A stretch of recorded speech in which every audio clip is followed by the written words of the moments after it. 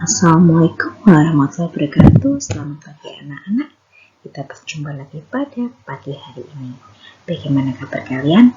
Tentu sehat ya, tetap semangat ya. Oke, pada pagi hari ini kita akan belajar tema 3, peduli terhadap makhluk hidup. Subtema 3, ayo cintai lingkungan, pembelajaran 4. Sudah siap? Oke, kita pelajari lebih lanjut.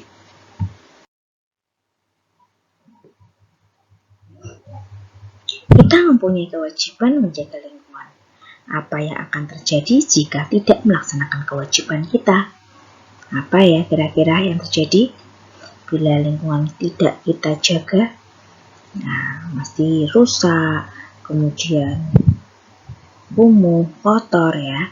Seperti kemarin tentang pasar yang tidak terawat ya, membuang sampah sembarangan ya. Maka jadi banyak bau yang tidak enak. Amatilah gambar berikut. Nah, ini ada gambar hutan gundul, banjir, kemudian tanah longsor. Nah, kita tentukan ya hal-hal apa aja yang terjadi ya, aspek apa, kemudian tadi hutan gundul, banjir, dan kemudian tanah longsor. Yuk kita simak bersama-sama. Nomor 1, aspeknya yaitu apa penyebab hal di atas ya. Apa penyebabnya hutan gundul, banjir, dan tanah longsor? Hutan gundul penyebabnya adalah penebangan hutan secara liar. Jadi banyak tanaman-tanaman yang ditebangi tanpa ditanami kembali. Itu namanya penebangan hutan secara liar. Bila ada nama juga tebang pilih.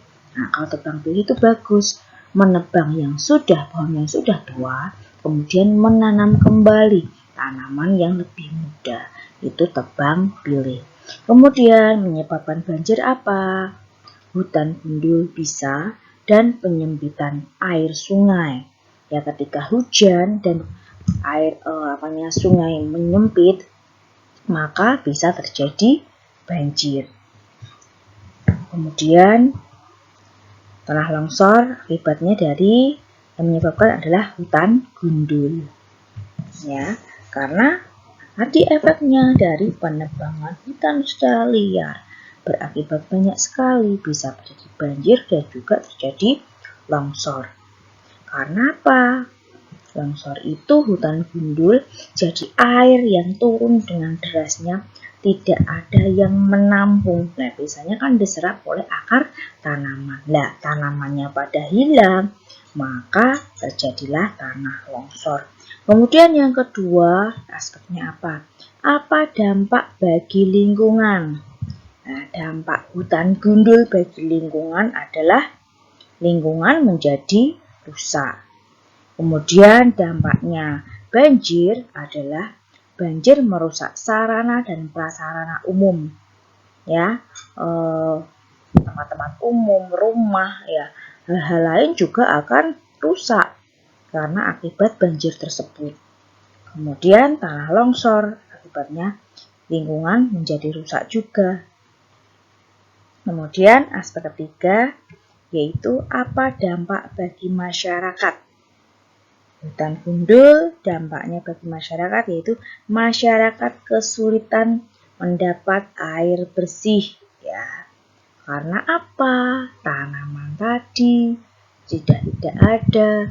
Jadi yang menyerap air atau air tanah, nah itu tidak ada, sehingga air timbulan tersebut susah untuk didapatkannya.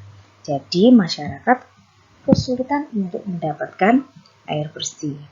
Kemudian berikutnya akibat dari banjir, dampaknya banjir yaitu masyarakat menderita kehilangan harta benda dan bahkan nyawa ya. Kalau banjirnya besar sekali, itu bisa kehilangan nyawa. Kemudian tanah longsor, banyak rumah tertimbun dan banyak korban jiwa. Kemudian yang keempat yaitu tulislah saranmu supaya hal ini tidak terjadi.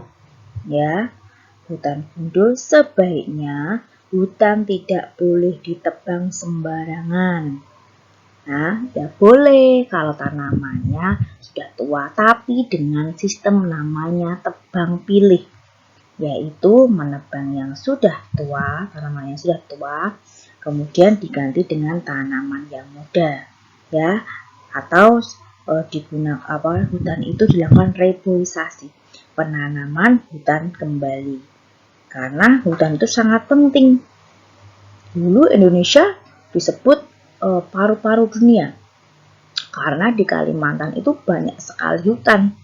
Namun karena sekarang hutan sering ditebangi, kemudian dibakar karena untuk memperluas lahan pertanian dan lain sebagainya. Jadi Indonesia banyak kehilangan hutan. Jadi udara sekarang juga kurang sejuk dibandingkan dahulu kala. Sekarang banjir, tuliskan saranmu. Nah, sebaiknya tidak membangun rumah di tepi sungai, ya, dan tidak menebang hutan sembarangan. Jadi di sekitar sungai itu sebenarnya tidak boleh dibuat bangunan rumah. Karena apa? Karena ini bisa menyebabkan banjir tersebut karena dia membuang sampah sembarangan, membuang sampah ke sungai. Ya, akhirnya bila banjir air meluap. Dan ini ya tidak menebang hutan secara sembarangan. Kemudian tanah longsor. Nah, sebaiknya tidak menebang hutan sembarangan dan tidak membangun rumah di daerah perbukitan. Ya. Atau tidak juga boleh membangun rumah di daerah resapan air. Jadi ketika turun hujan, air tersebut bisa tertahan oleh daerah resapan air. Kalau resapan airnya tidak ada, nah airnya lari kemana? Maka mengakibatkan tanah longsor. Sudah paham anak-anak?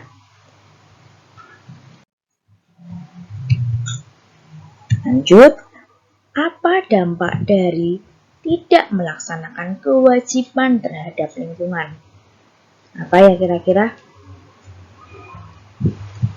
Nah, kurangnya kesadaran masyarakat untuk melaksanakan kewajiban menjaga lingkungan berdampak merugikan bagi warga tersebut. Karena bisa saja terkena bencana. Tadi bencana banjir, kemudian tanah longsor, ya, itu akibat dari yang pertama tadi penebangan hutan secara liar, kemudian membuang sampah secara sembarangan atau membuang sampah di sungai, itu bisa menyebabkan banjir dan tanah longsor. Maka kita perlu atau berkewajiban menjaga lingkungan kita, ya, jangan merusak hutan kita. Kemudian dan membuang sampah tidak sembarangan, apalagi di sungai. Yang rumahnya tepi sungai, tolong buanglah sampah tetap ya di tempat pembuangan sampah, jangan di sungai. Karena apa? Bila kamu buang sampah di sungai, yang rugi siapa? Bukan diri kamu sendiri, tapi orang lain pun juga ikut rugi.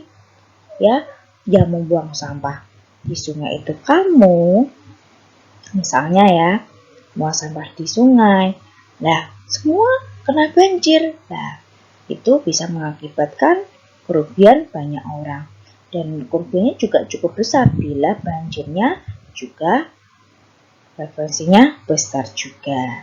Jadi bisa ya, kewajiban kita terhadap lingkungan yaitu menjaganya dengan baik.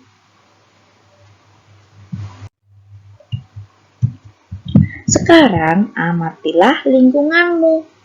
Tulislah fakta-fakta yang kamu temui mengenai kesadaran masyarakat menjaga lingkungan. Nah, apakah tetanggamu atau lingkungan sekitarmu itu masyarakatnya sudah sadar untuk menjaga lingkungan. Misalnya ya, kalau di bantar di rumahmu tepi sungai, dekat sungai ya, ya buanglah sampah di tempat sampah, di tempatnya, jangan di sungai. Kemudian bila rumahmu jauh juga dari sungai pun membuang sampah yang telah disediakan.